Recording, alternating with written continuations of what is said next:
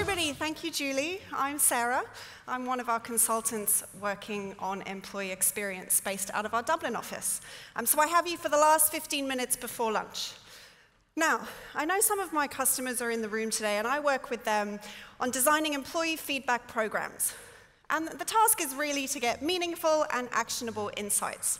So we chose to end our main stage today with a deep dive into employee experience. And that's because we believe that employees are truly, and I would actually say literally, the heart of an organization's brand, product, and customer experiences. But let's be honest for a second.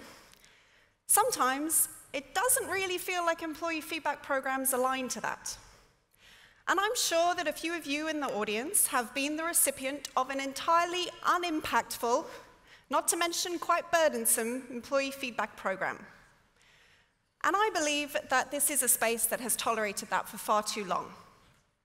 Now, the good news is things are changing. Nearly all of the customers that I'm lucky enough to work with are rebooting their programs. Some of them are taking a complete overhaul. Some of them are doing it piece by piece. But all of them have a very clear and firm eye on creating impact. Now, I remain a firm believer in the power of employee feedback. So today, I get to share some insights with you from some simple analysis of employee feedback data. However, rather than doing it with a single customer, as I usually do, today we are going to look at results from our UK population pulse survey. So the data is from an ongoing employee research study that we run at Qualtrics. We actually go out to over 5,000 employees across the world, and 1,000 of those are in the UK, right here. What we really want to do is we want to see whether the changes that we've seen and we've heard about from HR teams and execs are truly reflected in the wider population. Okay, let's get started. I'm going to start with one of the most common questions that I'm asked from my customer, and I'm sure you've asked it yourselves. Is there a one-item metric to measure engagement? Now, it's fair to say that out there, the most common metric that we see used is this bad boy, eNPS, okay? Now, in my experience, HR practitioners and managers, there might be some of you out there, love eNPS. But when you take the organizational psychologists, they don't love it so much. And it's not that advocacy as a construct is not important to measure. We absolutely find that it is. But we do find that there are some flaws with the construct, and thank goodness we do not have time to get into that right now. Of course, one of the benefits of doing this research is that we get to test out new items for this measure. And I think the following item, it's both statistically valid, but I actually think it works very well from a practical perspective. So we asked respondents to tell us, how often is the following statement true? When I get up in the morning, I look forward to going to work. So I love this item. It has strong foundations in academia, which is always a good thing. But more importantly, in my view, it's about the individual, okay? There's no mention of the company in there. It's not about how proud you feel to work for the company, how motivated you want to go the extra mile for the company. It's about them. And implicitly, it gives you a look at how they're doing in that moment. So indulge me for a second, because I'd like to try this out with the room. By show of hands, and be honest, who would say that they look forward to going to work most of the time or more? Give me a show of hands. All right, okay, good. Everyone put their hand up there. Bit better than before. Okay, so you guys are a pretty happy bunch. That's good. Let's see how people actually responded to that item in the UK. 39%. 39% of people said they look forward to going to work nearly always or most of the time. And it's kind of one of those funny numbers, isn't it? Is it a good score or is it a bad score? Would you be happy with that score on your team, in your organization? Say, could be worse. Did I hear a no? Could be worse, okay? But there's clearly room for improvement. Now, here's the really key question. How do we compare to other countries? We didn't go out to every country in our study, but we did go out to a bunch. So we can see there is a lot of variance here when we look at that score by countries. Top 3 countries on the list prove that places do exist where the majority of people look forward to going to work. You'll see the UK there, 3rd from the bottom. Let's move on from that. Okay, what other data are we going to share? Let's look at work-life balance. Always an interesting topic. We asked people how happy or unhappy they were with their work-life balance. And here, I'm happy to report that the numbers are a little better. So 58% of UK workers said that they were somewhat or extremely happy with their work-life balance. So now we have 2 data points. Why don't we see what happens if we cross those 2 pieces of data? Looking forward to going to work and being happy with the work-life balance. So the blue bars here are people who hardly ever look forward to going to work. And you don't need to be a data scientist to see that there's a pattern here, okay? So people who are extremely unhappy with their work-life balance really do not look forward to going to work, 71% of them, versus only 7% who are extremely happy with their work-life balance. Now, of course, this isn't causal data. I have to be clear about that. But only one of these items is actionable. You can't make somebody look forward to going to work more. But as a leader or as a manager, you can take steps to improve their work-life balance. Okay, I'm going to move on to the somewhat related topic of stress. Now, in one study into stress, London actually came out as the world's 7th most stressed city, which might account for all the dream team requests we've had for massages today. And yes, that is a thing that you can request, and I would highly recommend that you do so. So let's see how stress might be affecting our contribution at work. In the UK, 23% of people said that they felt emotional or stressed due to work most or all of the time. That's not a great number in itself, although thankfully lower than the ones we saw before. There's actually huge variance in this number by industry, though. So does anyone want to take a stab and guess who is the most stressed out industry? Any guesses? Okay, actually there's a big range. It's actually media and advertising. And I know we have customers from News UK and FT in the room, so I apologize to you for this finding. Okay, 2nd most stressed out industry, any guesses? I think I heard financial services out there before. It's telecoms. Simon at 3, Suzanne at Vodafone, I know you're in the audience, you might attest to this being the case. The 3rd most stressful industry is actually IT and technology. So our Qualtrics events team today might be feeling a little bit of that. Just out of interest, I'd be curious to see who you thought might have been lowest on the list. It's actually the public sector. And I heard somebody say NHS should be the most stressed industry on the list, and I think watching Nate's video earlier, that would have appeared to be more the case. All right, so some sectors are better than others. Now, a little bit as we did with work-life balance, why don't we take a look at this stress, but through the lens of engagement? So if we look at our groups who feel stressed due to work, which of these groups would you say has the highest level of engagement at work? Any guesses? Never stressed, occasionally, rarely, always? So it's actually people who never feel stressed. Makes sense, right? I never feel stressed, I like my job, I feel engaged in my job. So who has the 2nd highest level of engagement at work? It's actually always. Somebody called it out there in the middle most of the time. It's people who always feel stressed. And it's a little bit counterintuitive, I think. And the pattern that we actually see with this item, unlike with the work-life balance that we look like, we see this really clear curve.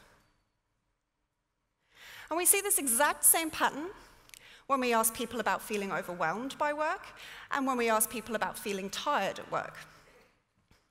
So you might know people like this in your teams. And you might be thinking to yourself, well, hang on, does this mean that on the face of it, stress is a positive thing?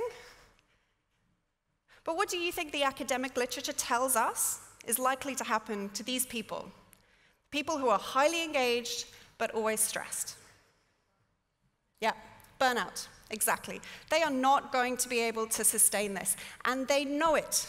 So when we look at this same item, by their intent to stay with their organization, now we see that the top two groups who intend to stay are the ones who experience the least stress. We see a much more similar pattern to the data. Now, this is important because all of the indicators of this group is that they were doing okay. They're your second most engaged group in the organization. But that engagement alone was not the full picture. They cannot sustain it, they know it, and they don't plan on sticking around. So I guess the question for you is, are you catching these people in your businesses? What if you could set up an early warning system for these people? Well, maybe we can. So we compared the people who are most likely to leave with the people who are most likely to stay in our study. And what we really wanted to do is understand the different experiences that these two populations were having. And we found some super clear results. So the people who intend to leave, more than 65% of them are regularly checking emails on the weekend. 25% do it all the time. Compared with pretty much the exact opposite of those who intend to stay, where half of them never check their emails on the weekend. People who intend to leave have much, much higher levels of stress due to work, about 50%, 55% most or all of the time. The exact opposite statistic on the same side, 55% feeling almost never or rarely stressed. Nearly 3/4 of potential leavers would say their employer is unsupportive of their work-life balance, whereas those who want to stay, the phones are up, overwhelmingly feel that their employer is supportive of their having a work-life balance. So these two populations are having very different experiences. And there were additional characteristics we found. They're likely to have been with the company less time. They were in different sorts of positions. They were likely to be in different age brackets. And what we've effectively done here is identify a profile of the employee who's likely to leave for the UK. And I know what some of you want to do is understand those criteria, but within your own organization. So you want to look at the common responses of people who've actually left in the past and be alerted when you hit a critical mass in your businesses of employees who hit those criteria. And that's what we're building into our IQ suite here, but you will not gather any of this information if you're not asking employees for their feedback in the first place. So on the topic of feedback, I know lots of my customers are asking themselves, what's the right frequency that we should be asking our employees for their opinions? So we found out. We asked people in our UK study how often they wanted to be asked for survey feedback. Does anyone want to take a guess at what came out on top? Stab?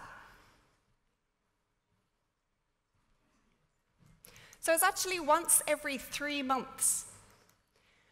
Followed closely by once every 6 months, and then equally once a year and once a month.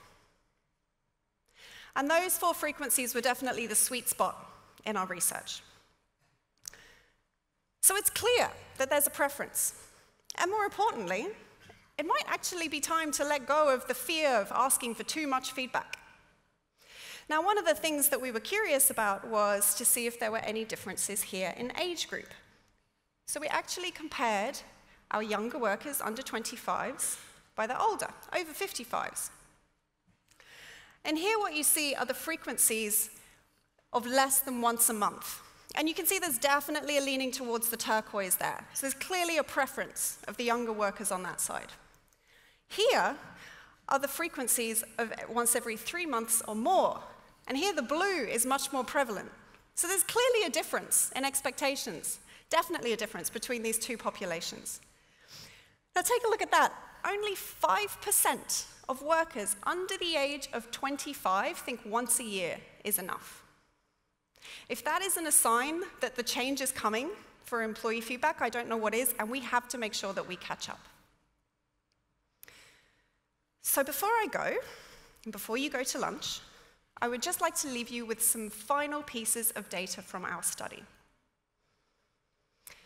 I asked you earlier how you felt about 39% of your people looking forward to going to work. Now, what if I told you that there's a subset of employees where that number shifts to over 70%? 70% say they look forward to going to work most or all of the time. 78% are likely to recommend your company as a place to work, and 81% will want to stay working at your company for the next 2 years at least. Who is this group, this happy group of people? Well, these are the attitudes of the employees in the UK who say their organizations respond extremely or very well to their feedback. And in the UK, this represents just under 30% of our respondents. So there are pockets where this is happening, where leaders, managers are getting it right, and they're reaping the benefits. The movement is underway. So if you take anything back to your organization from this session, think about your company, think about your team, think about the tools that you have in place to listen to employee feedback. Your employees want to give you feedback, some of them more often than others. And what they expect in return is for you to listen and adjust where appropriate. Now, our mission is to build the tools that enable you to do that easily and effectively, so that we can create workforces of people who look forward to being there, have high levels of well-being, and who feel listened to. And if that wasn't reason in itself, as you'll hear from us time and time again today, the heart of our XM philosophy is that those workforces will create better brands, better products, and better customer experiences.